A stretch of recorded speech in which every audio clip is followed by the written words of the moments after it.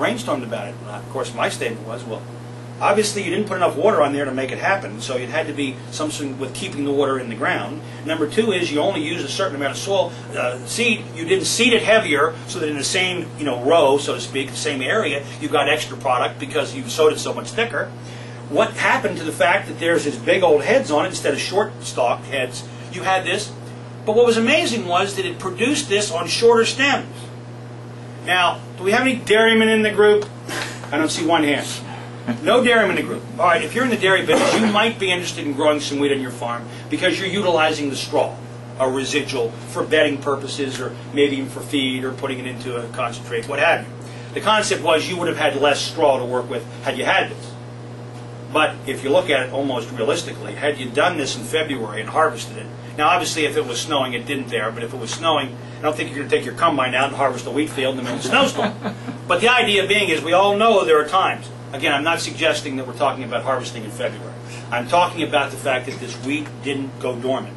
I'm talking about the time that this thing yielded fourfold out of soil that shouldn't have been able to support life. It hadn't, compared to growing something that yielded an incredible amount. Am I guaranteeing that everything you do is going to yield fourfold? No. But we do feel pretty good about double. We feel pretty good about double because at least each of the tests we've done, and we'll talk a little bit about some more numbers in a minute or two, about that has at least doubled. So we feel pretty good about that. If you could double your production economically, that's exciting, isn't it? I see a whole lot of heads shaking up and down, and I agree, and we all agree. That's something we want to look at. So we're going to move through this. We're really testing in wheat. Randall, what have you done? The little thing we sent out to you said, listen to some of Randall's experiences. Well, Randall, fortunately, has had some experiences. I'm a rose grower of some repute. I lecture on roses all the time. I have 110 rose bushes in my yard. Needless to say, before I stick my neck out and get it cut off, I want to see what it's going to do. What is it going to do in my house? I want my kids to eat healthier vegetables. I used it. I want my rose to be bigger, beautiful. I love, my wife loves when I bring a big old rose bouquet in. Say, here honey, let's put these around the house, and boy does it smell incredible. I want to know what these things are going to do to my lawn. My kids in the neighborhood, kids are out playing in my side yard. I don't want to think that they're out there kicking the soccer ball around and what's happening to them. They're kicking up all sorts of pollutants and they're breathing it. The dogs and kids are playing out there. That's not where I'm at. So what did I do? I used the products, just like all of you can. I used the products. Let's divert for a second and talk about roses. Now, maybe there's no real rose. Does anybody grow a rose, even in a rose bush? See that? A couple of hands. Roses are a beautiful thing. It does happen to be, by the way, the year of the rose this year. In any case, roses are a beautiful thing. But you know what? On some of my hybrid tea roses, 2, 3 blossoms. Now, I've been in the greenhouse business for about 12 years. I've been in the farming business for about 30.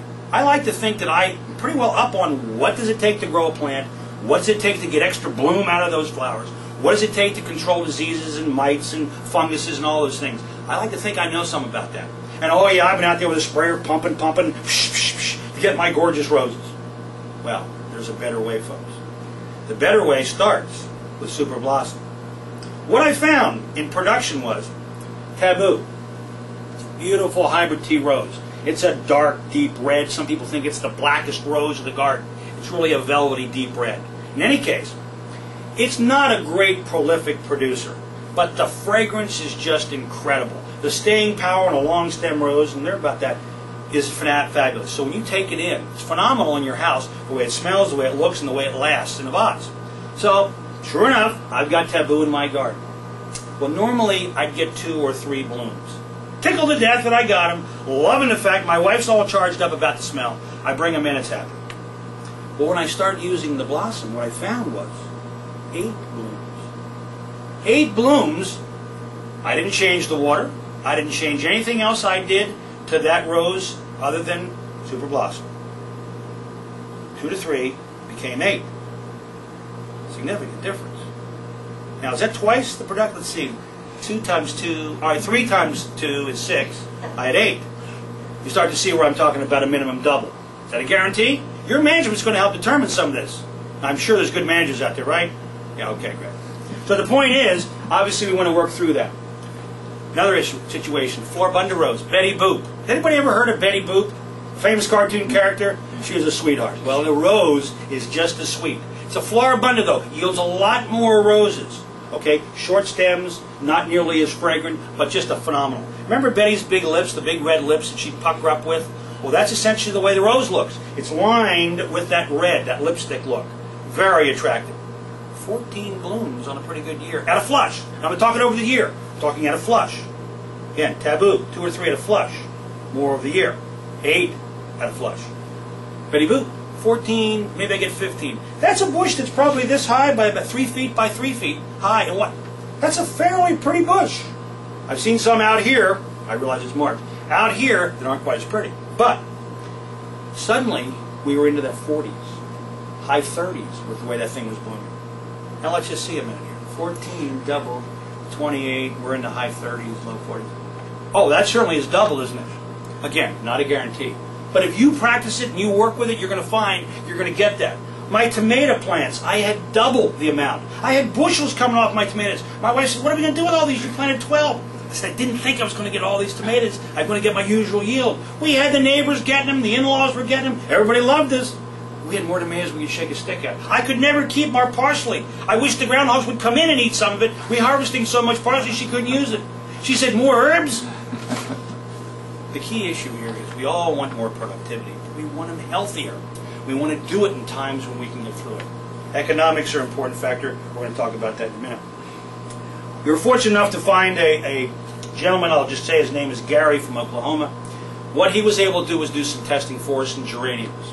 Now, there's probably not very many people here that grow geraniums from a production basis, but you may have a few around your house. Again, maybe a little more cool weather type of a crop up north than maybe down here in the 100 degrees of summer. But the idea was he took 500 pots and 500 pots. Same geranium cuttings, same soil, same pot, same everything, same greenhouse, same watering system, same everything. Treated one over here by a commercially available liquid-soluble fertilizer. Treated the 500 over here with Super Blossom. Through the first 7 weeks of production, he told me we had increased root growth. The root growth over in the Perfect Science stuff was the pots were filling with roots. The plants were bulging up. The plants over here were coming. They were alive. They were doing, but greatly reduced in terms of speed. He'd pull one out of here and he could find a root or two that had reached the outside of the pot. Whereas over here, he was looking at a handful of roots. I mean roots everywhere in that thing. Now the economics have changed very much for the better, so that we weren't really able to finish that test. But what he said was, Randall, when you get this thing in a corner, come back and see me. This is the best root starter product I've ever encompassed. He was over 20 years in the greenhouse business of flower crop production. It's a pretty significant statement. And we've worked on the economics, shipping, what have you, plant production. We're going to talk good news about that. Lawns.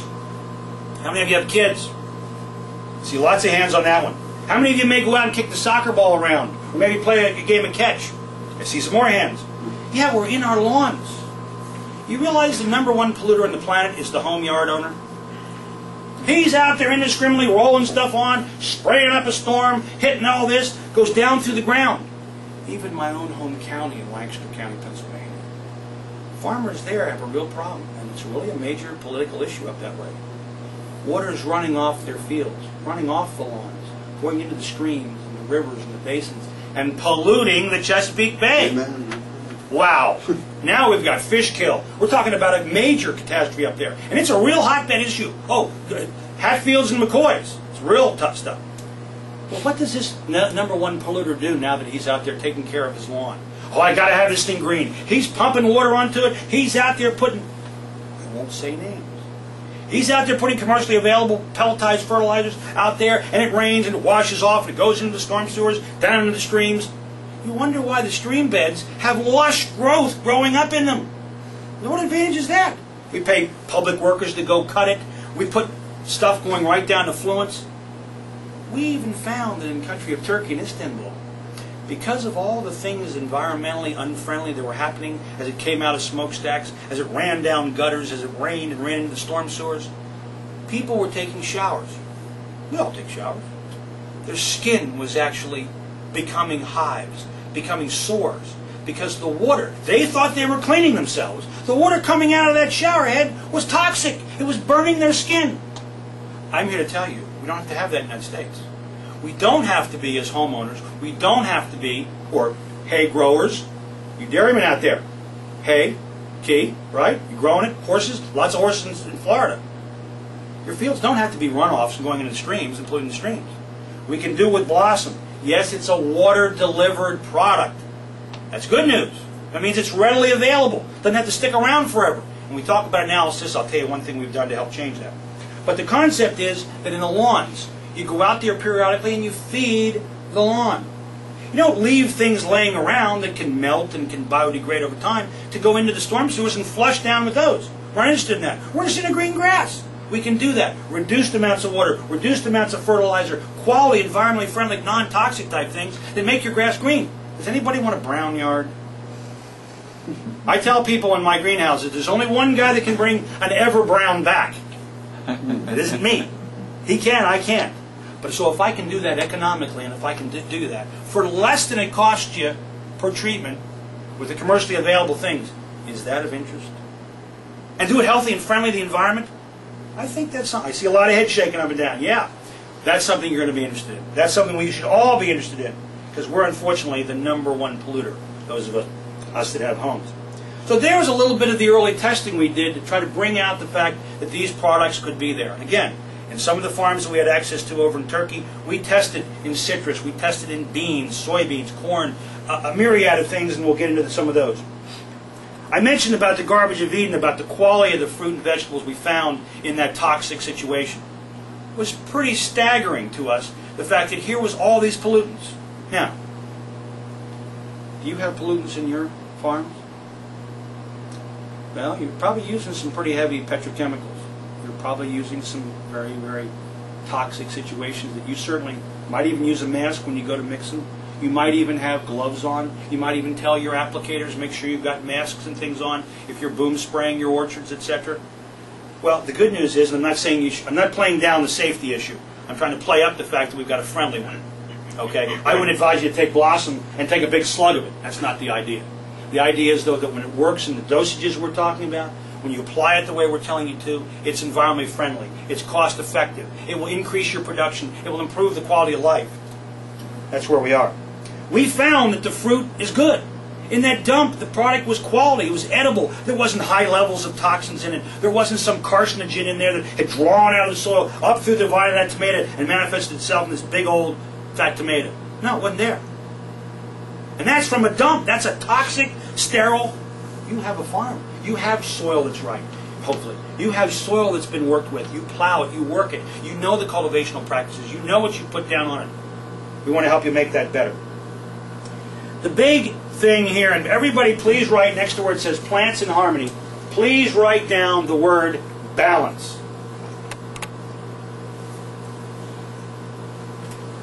Balance. Well, Randall, what does that mean? Balance? I can stand here and not fall over? Randall, I can walk down a tightrope and balance and not fall off and break my neck? No, what it means is that in every God planted, every thing on the planet, there's a balance. There's a chemical balance, there's a cellular structure balance, there's a health balance, there's a growth balance, there's vitamin balances and nutrition balances, and you need this much air to breathe, you need this much water to keep your body up, you need all these balances. What the Super Blossom does, as in with many of the Perfect Science products, creates a harmony within the plant, creates a balance in the plant, so that the plant is in natural biorhythm, it's in natural balance. That is such a huge thing. We all know that we can provide specific nutrients. We can provide specific vitamins and minerals, particularly in the case of humans. How many of you take a vitamin a day? Oh yeah, lots. Supplements, nutritional supplements for us is huge. Well, when you fertilize your plants, you're essentially putting those things there for the plant. And you hope that they take them up at various times, long stage of productions. Sometimes you have to add a little more, second application, top dress, side dress, call it what you will, and you take care of it. If you provide the right balance of nutrients, the right harmony in a plant, it's going to be healthier, stronger, it's going to do better just because of that. It's going to do more to fight off pests. It's going to do more to ward off funguses and infections of that nature. It's going to grow faster, so it's going to do more to shade off and compete for the water that weeds might grow up amongst it. To reduce the amount of herbicides. All these things.